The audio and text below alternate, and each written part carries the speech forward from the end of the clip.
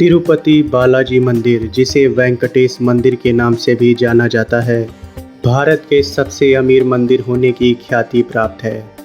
यहाँ पर प्रतिदिन करोड़ों रुपए का दान आता है। यहाँ पर आने वाले श्रद्धालु अपना बाल दान करके जाते हैं।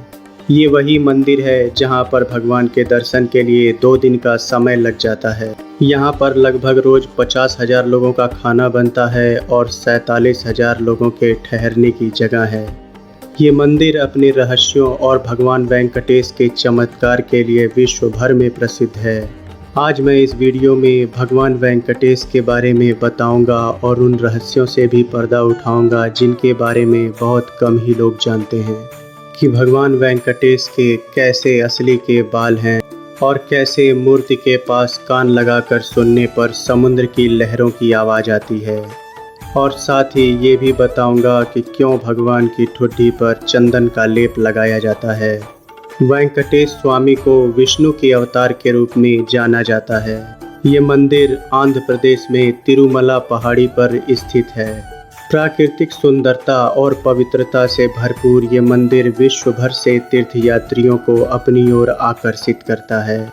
इसे भारत का सबसे अमीर मंदिर माना जाता है क्योंकि यहाँ पर करोड़ों रुपए का दान आता है। यहाँ पर देश विदेश से करोड़ों लोग दर्शन के लिए आते हैं और ये वही मंदिर है जहाँ पर विश्व में सबसे ज़्यादा श्रद्धालु आते हैं। यहाँ पर बहुत सारे चमत्कार होते हैं और बहुत सारे रहस्य इस मंदिर से जुड़े हुए हैं। इस मंदिर में द्रविड़ और विजयनगर दोनों वास्तुकला आपको देखने को मिल जाएगी। ये मंदिर लगभग 26 हेक्टेयर में फैला हुआ है। इस मंदिर के प्रांगण में मंदिर मंडप और कई प्रकार के अलग अलग स्ट्रक्चर मौजूद हैं। जब आप मंदिर में आते हैं तो सर्वप्रथम महाद्वारम आता है। ये बहुत ही सुंदर मेहराब है और इस पर बहुत ही सुंदर नक्काशी की गई है और मुख्य मंदिर को गौपुरम कहा जाता है। ये लंबवत आकार में बना हुआ बहुत ही सुंदर मंदिर है जिसके चारों ओर बहुत ही बेहतरीन नक्काशी की गई है। चारों तरफ बहुत ही सुंदर मूर्तियां बनाई गई हैं जो रंग बिरंगी और देखने में बहुत ही सुंदर प्रतीत होती हैं। इन मूर्तियों में देवताओं के गहनों की नक्काशी बहुत ही बारीकी से की गई है। यहाँ पर एक एक चीज़ इतनी बारीकी से बनाई गई है कि देखने वाले बस देखते ही रह जाते हैं। इस मंदिर के अंदर बहुत ही सुंदर गर्भगृह है। गर्भगृह वह स्थान है जहाँ भगवान वेंकटेश की मूर्ति को रखा गया है। गर्भगृह के अंदर किसी भी प्रकार की लाइट का प्रयोग नहीं किया जाता। यहाँ पर बस दियों की रोशनी से ही उजाला किया जाता है।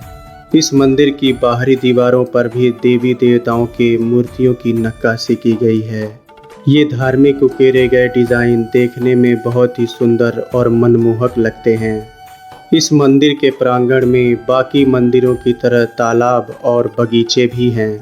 इस तालाब में श्रद्धालु मुंडन कराने के पश्चात स्नान करते हैं। इस मंदिर में मुंडन की प्रथा है और ऐसा माना जाता है कि जो भी यहाँ बाल दान करता है उसके सभी कार्य सफल हो जाते हैं। ये एक रहस्यमय मंदिर है जिसके बारे में वैज्ञानिक भी अभी तक पता नहीं लगा पाए हैं। आइए मैं उनमें से एक एक करके सभी के बारे में आपको बताता हूँ।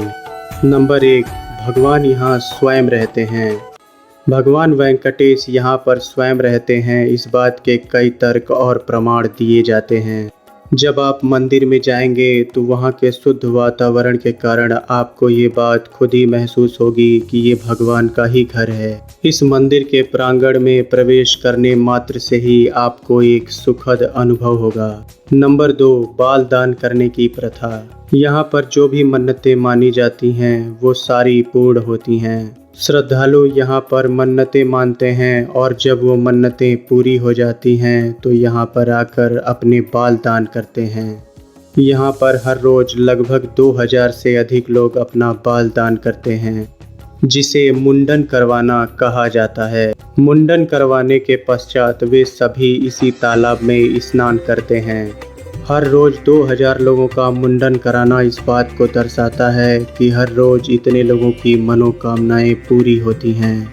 नंबर 3, वेंकटेश्वर स्वामी के बाल। यहाँ पर जो वेंकटेश्वर स्वामी की मूर्ति है और उस पर जो बाल हैं उन्हें असली बाल माना जाता है। आपको बता दूं कि जो मूर्ति पर बाल लगे हैं वो सदा मुलायम रहते हैं और कभी नहीं उलझते, जो ये साबित करता है कि ये बाल असली हैं। नंबर 4, मूर्ति से आती हैं आवाज़ें। भगवान की इस मूर्ति से खास तरह की ध्वनि उत्पन्न होती है। जब इस मूर्ति के पास कान लगाकर सुना जाता है तब ऐसा प्रतीत होता है मानो इस मूर्ति से आवाज़ें आ रही हैं। ये आवाज़ें किसी और चीज़ की नहीं बल्कि समुद्र के लहरों की होती हैं। मूर्ति से इस तरह की आवाज़ें आना सच में रहस्यमय है, क्योंकि देखा जाए तो मंदिर के आसपास इतना करीब कोई समुद्र नहीं है जिससे लहरों की आवाज़ें आ सकें। नंबर 5, आपको ये जानकर और भी आश्चर्य होगा कि इस मूर्ति से कभी भी जलाभिषेक नहीं किया जाता, फिर भी ये मूर्ति हमेशा नम रहती है। पत्थर की ये मूर्ति ज़मीन से थोड़ी ऊपर रखी गई है, जिससे ये भी नहीं कहा जा सकता कि ये ज़मीन के कांटेक्ट में होने की वजह से नम रहती है। तो फिर ये मूर्ति नम कैसे रहती है, ये आज भी एक रहस्य बना हुआ है। नंबर 6, शुक्रवार को ठुड्डी पर लेप लगाने की प्रथा। ऐसा कहा जाता है कि बचपन में जब वेंकटेश्वर स्वामी को मार पड़ी थी तब उनके ठुड्डी पर चोट आ गई थी और इसी चोट पर मरहम के रूप में चंदन के लेप लगाने की प्रथा है। ये प्रक्रिया भक्त की भगवान के प्रति भक्ति को दर्शाता है। नंबर 7, मंदिर के अखंड ज्योति। इस मंदिर के गर्भगृह में जल रही ज्योति बिना तेल और बिना घी के सालों से जल रही है। इस ज्योति को सर्वप्रथम किसने जलाया था, इस बात का भी कोई पुख्ता प्रमाण नहीं है और मूर्ति के बारे में भी कोई नहीं जानता। कहा जाता है कि ये मूर्ति भी अपने आप ही प्रकट हुई थी और ये ज्योति आज भी ऐसे ही जल रही है मानो इसमें घी भरा हुआ हो। ज्योति का इस तरह से जलना सच में रहस्यमय है। नंबर 8, स्थान बदलती मूर्ति। जब इस मूर्ति को गर्भगृह के अंदर से देखा जाता है तो ये मूर्ति बीचों बीच दिखाई देती है और जब इसे बाहर से देखा जाता है तो ये दाईं ओर दिखाई देती है। देखने में ऐसा लगता है मानो मूर्ति अपना स्थान बदल रही हो। नंबर 9, अटूट मूर्ति। एक खास तरह का लेप लगाने पर कोई भी पत्थर चटक कर टूट जाता है, लेकिन इस तरह का लेप इस मूर्ति पर हर रोज़ लगाया जाता है और इस मूर्ति को कुछ नहीं होता। इस मूर्ति की ताकत और चमत्कार को दिखाने के लिए इस लेप को हर रोज़ लगाया जाता है। नंबर 10, हृदय पर लक्ष्मी। जब हर शुक्रवार को मूर्ति के वस्त्र बदले जाते हैं तो इस पर चंदन का लेप लगाया जाता है और जब भगवान के हृदय पर चंदन का लेप लगाया जाता है तो वहाँ से माता लक्ष्मी की मूर्ति उभर कर आती है। नंबर 11, नीचे धोती ऊपर साड़ी। जब आप मंदिर में पूजा करने के लिए जाएंगे और मुख्य मूर्ति पर ध्यान देंगे तो आप देखेंगे कि मूर्ति को ऊपर साड़ी और नीचे धोती पहनाई गई है।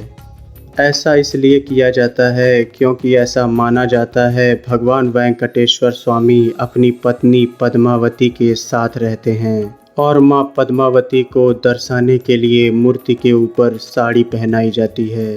अगर इस मंदिर के इतिहास की बात करें तो इससे जुड़ी बहुत सारी कहानियां हैं। इस मंदिर के इतिहास को लेकर बुद्धिजीवियों में मतभेद है, लेकिन इस बात को सभी मानते हैं कि 5वीं शताब्दी तक ये बहुत बड़ा धार्मिक केंद्र बन चुका था। इस मंदिर को बनाने के लिए चोल और विजयनगर जैसे महान साम्राज्यों ने भारी मात्रा में सोना दान किया था और कहा जाता है कि इस मंदिर का सबसे अधिक विकास विजयनगर साम्राज्य के अंडर हुआ।